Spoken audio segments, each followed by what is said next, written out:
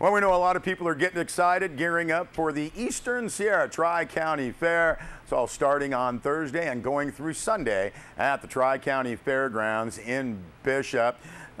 Explore open spaces and happy places at the Tri-County Fair. Hey, that's the slogan for this year's fair, this Labor Day weekend. Now, coming up on Thursday, gates will open at 4 p.m. and go until 11. It's the Sneak Peek Special. $20 includes fair admission and unlimited carnival rides. You've also got the IMA Idol Singing Contest, as well as the Homemade Mud Pie Contest, and yes, the W-Gas Tractor Pull at 7:30. Now on Friday, 4 p.m. until midnight, hey, new this year, the ATV Rodeo. That'll be in the Mike Booth Memorial Arena. Saturday, from noon until midnight, it's Kids Day, 12 and under.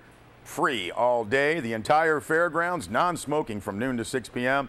You're going to have a party barn cooking contest or two, Dutch oven, beans, potato salad, Bishop Lions Club Fishing Derby at 5 p.m., Ranch Rodeo, Bulls and Bronx, at the main arena starting at 6 p.m. Saturday. And then on Sunday, again from noon to midnight, it'll be the IMA Scholar Day, the very fun I Care Pet Show at 2 o'clock Sunday afternoon, another Bishop Lions Club Fishing Derby, and yes, the big one, the Bishop Volunteer Fire Department Destruction Derby, and that will be held again at the Mike Booth Memorial Arena. Mark Vincent, DJ, associated with us here at Sierra Wave, as well as Rob Gill, Sierra Wave Media's newest member, will be announcing the Destruction Derby. Hope you get out there and have some fun. Tickets for all events, fair admission, and carnival rides are available online at tricountyfair.com. You want to get out and have some fun. One of the biggest parties of the year. It's the Tri-County Fair, taking place this Thursday through Sunday. Well, Caltrans will accept public input for 3 future projects along State Route 168. That's West Line Street in West Bishop. Now, the public meeting is this Wednesday, 6:30 p.m. at the Calvary Baptist Church Gym, 1100 West Line Street in Bishop. Project number 1, State Route 168 sidewalk project, which will construct a continuous sidewalk on the north side of State Route 168 between the Bishop Care Center and Barlow Lane. This project is scheduled to go to construction in the summer of 2015. There are various options for this project, including whether or not the sidewalk should be straight or meandering. Project 2, CV Lane Signal Project, which would install a traffic signal at the south end of CV Lane at the intersection with State Route 168. This project is currently in the environmental phase and does not have a construction schedule. Project 3, the State Route 168 Safety Improvement Project, which is considering ways to reduce left turn and merge-related collisions along the State Route 168 corridor from Pioneer Lane to the Manor Market area. Now, there are 5 alternatives that Caltrans is exploring at the present time, and this project is in the early planning stages and does not have a construction schedule. If you would like to get some more information on these projects, you can contact Florine Trainer at Caltrans Public Information Office, 760-872-0603. And again, that meeting Wednesday, 6:30 p.m. at the Calvary Baptist Church Gymnasium. Well, representatives from CAL FIRE were in the Eastern Sierra recently, and Sierra Wave Media had a chance to talk with CAL FIRE Captain and Information Officer Liz Brown.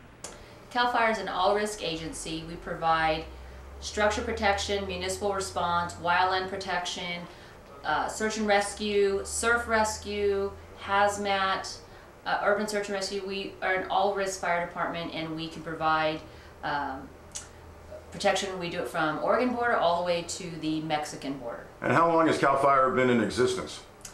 Well over 100 years. We started out very humbly as a agency, really only speaking to the wildland management of wildfire in local areas, and that has obviously progressed and morphed to now where we are an all-risk agency. Fire season has been pretty steady, actually. We never really left fire season. As we have witnessed last year, it's been non-stop. So we are having some very big fires right now. But as we all know, the fuel is dry, and Southern California truly has not gone into its peak fire season, which is Santa Ana fires come, and as we know, wind-driven fires really cause the most devastation because it's difficult to put boots on the ground in the line of fire, as we saw in the Etiwanda fire in San Bernardino earlier on in this year. When exactly is fire season? I know, like you said, it hasn't really stopped, but what do you guys consider the main couple or 2 or 3 months of fire season? Well, it really depends on where you're at. Northern fire season tends to be a little bit earlier, so there we would probably say our March through August timeframe. We have lightning strikes, we have a lot of those denser forests have those types of fires with lightning strikes, and those are difficult to manage because they're in remote areas. Whereas in Southern California, our peak fire season is anywhere from June all the way through to December, and sometimes, as we witnessed this last year, beyond. Yeah. Fuels are getting drier. We did have a little break with the rain, but again, it would be the equivalent of a 5-ounce mug in a 5-gallon bucket of water. That's really how much rain we received to what is needed. So it helped, but by no means did it cure. And unfortunately, as we get hotter, lower humidity, and now with the winds, we could be looking at a very, very active fire season. And how can people help?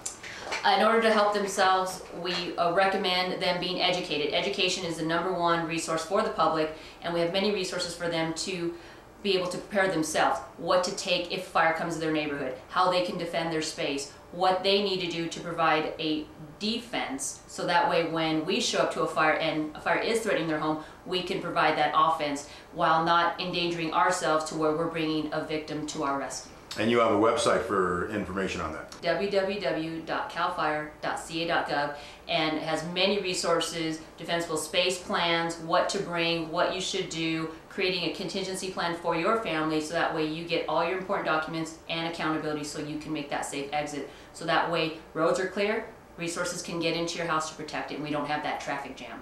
Okay. Just going back to CAL FIRE as a general organization again, I know we have our local fire departments. How do you work in conjunction with all of the, you guys are the fire unit of California, correct? That's correct. We're pretty much the glue that brings all these fire departments together, because again, when we have fires statewide, we do have some CAL FIRE resources that have local knowledge, but we do rely on a lot of those local resources, those local fire departments, to give us those local weather patterns, access roads, all those things we need to have better access to that fire to mitigate it. So we work very well and in conjunction with those local entities to really put out the fire, because at the end of the day, the state of California citizen does not care what patch shows up as long as we're there to work. I like that. Anything in closing, Liz, you want to pass along? We just want to remind residents to be educated, and if you are able to provide just that little bit of defense, we can come in and provide that absolute offense, and thereby protecting your home, your family, and us as well to get around this fire season. Well, let's hope we don't have many more fires. Yes, let's hope. Thank you for that, Liz. Let's all be careful still. We're in fire season in the Eastern Sierra. We're going to be back with a weather report.